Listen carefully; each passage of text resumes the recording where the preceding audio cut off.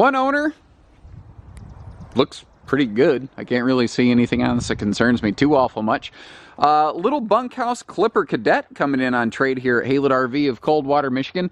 This is very, very similar to something like the Wolf Pup 16 BHS you might find here, inclusive of that little bunkhouse cargo door.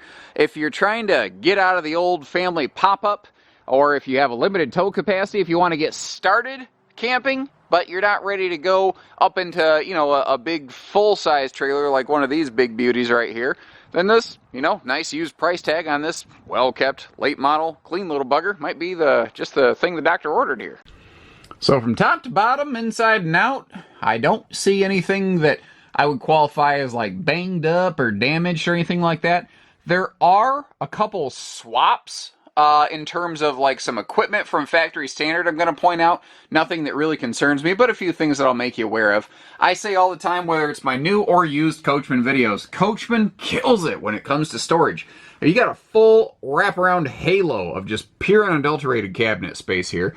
They've also done a very good job in this one of putting in plenty of window coverage for great airflow and visibility.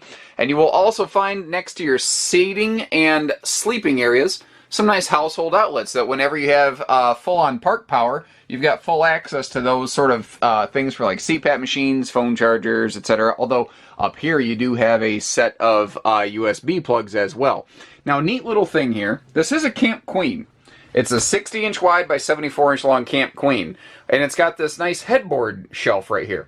However, something I've seen people do, if you want a residential queen in here, you can do it. All you have to do is remove that headboard. And if that's something you'd like us to assist you with here at Haylett RV before you take it home, we can do that for you.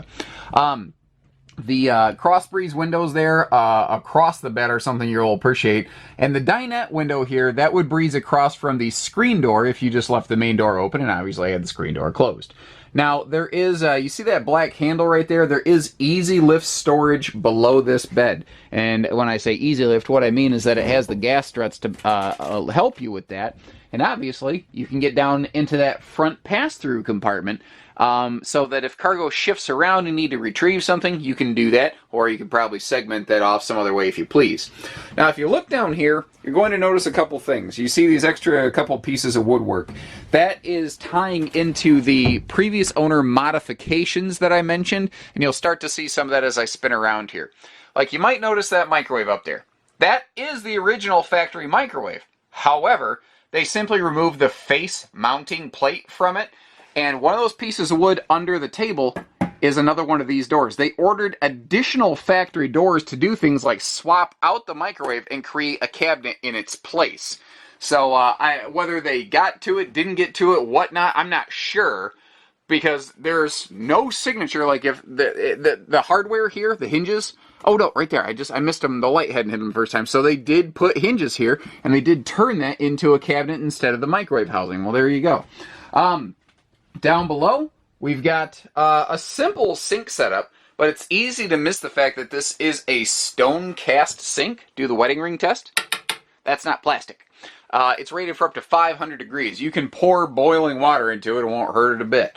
Over here, we've got our power awning buttons. And one thing that is cool in here, most of these little single axle trailers don't have one switch cabin lighting. I love that this one does. But you can still override individually. So you really have full control over your lighting spectrum. You also, I think I mentioned TV hookups. If I didn't, there you go. You got your TV hookups and easy reach appliance outlets. Now, down here, the original gas electric refrigerator was removed. Why? I don't know. I don't know why they removed it. I don't know if they wanted more cubic foot of cold storage, so they went to a electric only, or if the gas electric failed, and those things are expensive to replace, and they went, well, for half the price, we could put an electric only in there, and we tend to park camp, so this is all we need.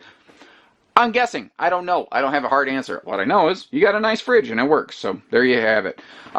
We are ventless, we are carpetless, we are easy cleaning, and we've got what I like to call a no-knee knocker dinette. There are no pedestal legs below that table, so there's nothing that'll, you know, gash into your shins if you try to twist around in there as an adult. Now, this is an easy two-adult seat. You could probably squeeze a couple more kids in there. It can fold down into a small bonus sleeper as well.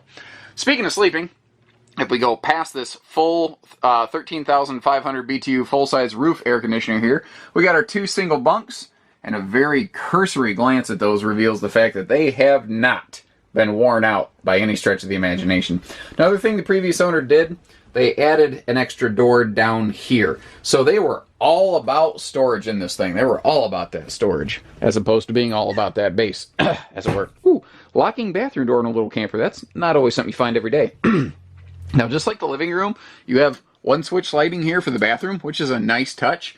And we've got our shower skylight up here to give us a little bit of extra headroom. But what is nice is this is a normal RV interior height. It's a traditional 6.5-foot RV interior. Some single axles are a reduced height. So, you know, the shower skylight in here would make this functional for a person like me who's 6 foot plus. Although if you're getting to be 6.5 foot, I think almost any small trailer is going to be tight. And we do have a foot flush stool, and this is called a dry bathroom, where the toilet and the shower are separate, as opposed to having what I call the 3S's shower, which is sit, shower, and shave. The exterior looks stellar, and that's a recurring trend. When we get these used clippers in on trade, it always seems like they're in really good shape. And even sometimes people use them a lot, and I don't know if it's just one of those things where like-minded individuals do like-minded things, where similar people bought similar campers. Whatever the case may be, they look good. I like that front window with the weather shield right there. It helps the interior look and feel bigger. Another neat thing is this whole camper rides on a very different chassis, and it's helping control the weight. So this is what's called a, you know, you see the NXG frame, that home plate looking sticker right there. The whole chassis is on a Z frame like an ultralight camper, but this is built with conventional construction methods. The fact is, though, that does help relieve some weight from the RV, which is pretty handy. Then couple that with the fact that we are 7 foot wide, means that this thing comes in under 2,900 pounds dry weight, and it can really help qualify it for some smaller vehicles that otherwise shouldn't be towing things. Again, we walked right past that cargo door there. And we do have a fully walkable roof. That's something I like to point out on these little guys. Not all of them have. You can see the backup camera prep. And it's very obvious that we have like LED taillights. But what's less obvious from the ground level is that we also have LED marker lights and clearance lights all the way around. So that's just another nicer upscale feature. Previous owners also look like they added on a little bolt-on 2-inch receiver on the back, probably just for a simple bike rack or something like that. And what's nice is I don't see where they gouged anything up here, so they didn't have bikes that were wobbling. And sometimes I'll see spots, like some used RVs, I'll see like dents right here where handlebars were banging into it, and I don't see any of that going on. So I mentioned it inside, but we do have a power awning, so this is all, you know, push button simple, and this is an easy tilt power awning. 2 fingers will tilt that sucker down. And on a little camper like this, I don't think they needed the double entry step, but the fact that they have it is pretty cool. It makes it very easy to come and go from here. And just a quick glance like down the decals reveals that these are not peeled, faded, flaking, anything like that. You've got Pete the Coachman dog right there. He's looking good. That is the dog's actual name, by the way. That's the Coachman mascot, is Pete. So I think she looks all right, guys. Give us a call. We'll get you camping. 800-256-5196. Haylett RV of Coldwater, Michigan. Take care, stay safe, have fun, and happy camping, everyone.